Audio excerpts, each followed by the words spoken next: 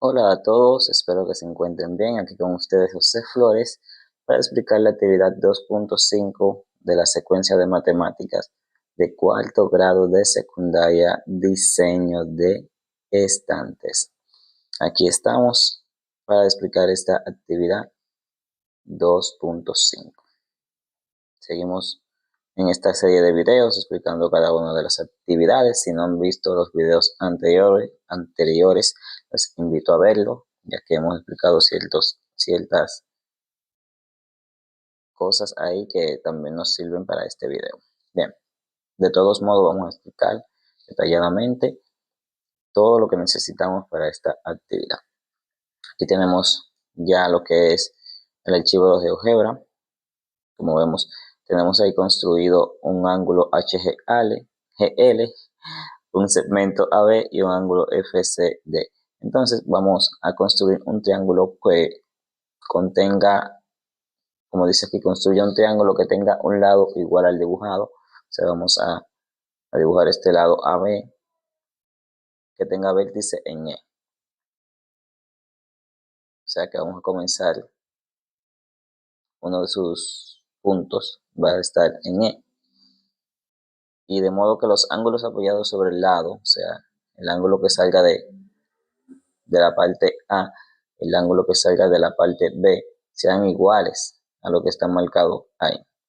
Para eso nosotros tenemos que conocer las medidas, primero del segmento y segundo de los ángulos que tenemos ahí. Entonces, vamos a utilizar la siguiente herramienta. Recuerden que siempre debemos de ir anotando en nuestro cuaderno la herramienta que estamos utilizando.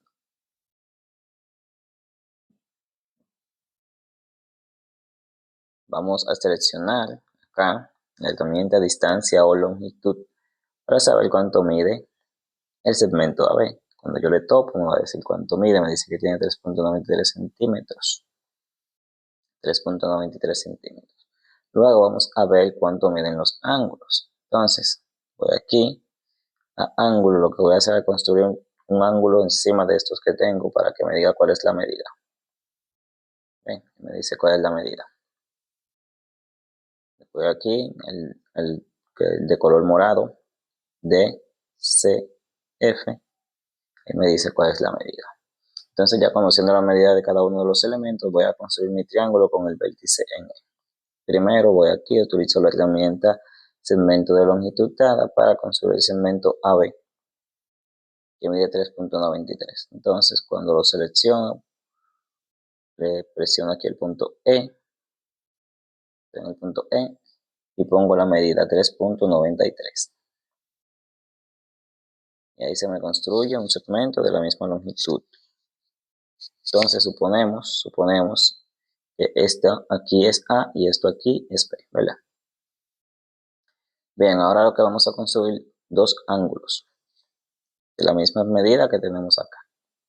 Entonces el ángulo HHEL mide 47.44 grados y el ángulo DCF mide 37.62 grados. Entonces vamos a construir este ángulo HGL que mide 47.44 utilizando la herramienta ángulo dada su amplitud. Aquí seleccionamos esta herramienta, presionamos este punto y luego este punto y ponemos la medida para que se nos quede un ángulo de la misma medida que el que tenemos. Ahí lo dejamos en sentido antihorario, ¿verdad? Y vemos cómo tiene amplitud hacia arriba. Luego vamos a construir el otro ángulo, que es de 37.62 grados, lo vamos a hacer al revés. Con la misma herramienta, ángulo de amplitud. Cuando digo al revés, es que primero vamos a seleccionar el punto E, y luego este punto que sería el B, y ponemos la medida 37.62. Exactamente. 37.62 grados, y en vez de que sea en sentido antihorario, lo ponemos en sentido horario. Porque como lo hicimos al revés, ¿ves? Si lo dejo así como está, me va a poner un ángulo hacia abajo, ¿ves? Así no. ¿Por qué? la amplitud tiene que estar hacia arriba, porque esta amplitud está hacia arriba, si no, no voy a poder completar el triángulo correctamente. Entonces, le doy para atrás, ¿verdad? B, E, vamos a ver, ahí está ya la medida, le doy al sentido horario para que, óyeme, voy de nuevo, ángulo de amplitud, primero E y después B, ahora sí, sentido horario, ven ahí donde se me hizo el ángulo hacia arriba. Entonces, ya que yo tengo mis dos ángulos hechos, aquí voy a utilizar una técnica para poder hacer coincidir esos dos ángulos. Primero yo voy a hacer un segmento, ¿verdad? Desde E hasta este punto, para que me marque la línea de ese ángulo, y luego voy a hacer un segmento desde B hasta este punto para que me marque la línea del otro ángulo. Entonces, como ustedes podrán ver, ahí tengo una intersección que viene siendo el punto de encuentro, ¿verdad? Entre esos dos ángulos, y ahí se me cierra el triángulo. Ahí ya yo tengo el triángulo construido. No tengo una manera aquí en GeoGebra de cortarle esos extremos que se me sobresalen, por eso lo dejo así, pero podemos ver el triángulo que se construyó ahí fácilmente, ¿verdad? Entonces la parte B dice, muevan los puntos B, D y H. ¿Cuáles son los puntos B, D? Miren, acuérdense que hicimos el segmento AB, entonces si este es A, este es B, ¿verdad? Entonces es el punto que vamos a mover, B, y dice que el D también, el D viene siendo este de aquí, por eso no lo podemos mover porque es el vértice. O puede ser que sea este de aquí. Y el H viene siendo este de aquí, ¿verdad? Pero tampoco lo podemos mover. El único punto que podemos mover es el B, realmente. Me dice que mueva B, D y H, pero como construimos unos ángulos con una amplitud específica, no nos permite mover todos los puntos, sino que podemos mover solamente este. Si lo movemos, como podemos ver, sigue siendo el mismo triángulo. Por eso dice la pregunta, ¿el triángulo que dibujaron sigue verificando las propiedades pedidas? Entonces, la respuesta debe de ser sí. Dice que si la respuesta no es así, vuelvan a comenzar. ¿Por qué dicen vuelvan a comenzar? Es porque si tú lo mueves, si el triángulo cambia la medida, por ejemplo, de su ángulo, cambia el tamaño del lado, entonces la construcción no estuvo bien. Para que eso te verifica que la construcción que hiciste está bien, de que tú muevas los puntos y que el triángulo siga siendo el mismo. También yo intenté esta opción de crear un segmento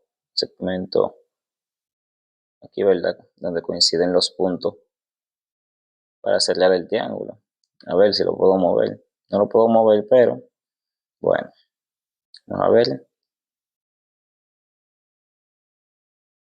Estoy haciendo este video de manera espontánea, así que estamos probando algunas cositas, a ver qué nos funciona y qué no nos funciona. Bien, pero ahí como lo tenemos está perfecto. Entonces le dejé ese punto ahí para que se vea que se cierra el triángulo ahí, como podemos ver. También vamos a ver si hacemos lo siguiente y creamos un polígono ahí para que se vea que ese es el triángulo que queremos. A ver, así está mejor, se ve mejor. Lo movemos y sigue siendo el mismo triángulo. Entonces, conclusión. ¿Cuál es la conclusión?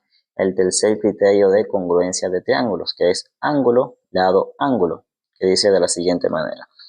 Si dos ángulos y el lado comprendido entre ellos en un triángulo son iguales a dos ángulos y el lado comprendido en otro triángulo, entonces los triángulos son congruentes. Es decir, dada la medida de un lado y los ángulos que se apoyan sobre él, se puede construir un único triángulo. En palabras llanas, ¿verdad? Como tenemos dos ángulos aquí ya y una medida de un lado, con eso, con esas mismas medidas que tiene ese lado y esos dos ángulos de ahí, solamente podemos construir un único triángulo. No se pueden construir dos triángulos diferentes con esos dos ángulos que están ahí y con la medida de ese lado que está ahí. Siempre vamos a construir el mismo triángulo. Eso es todo. Espero que me hayan comprendido. Estuvo con ustedes el profe Flores. Me despido. Sean felices. Hasta la próxima.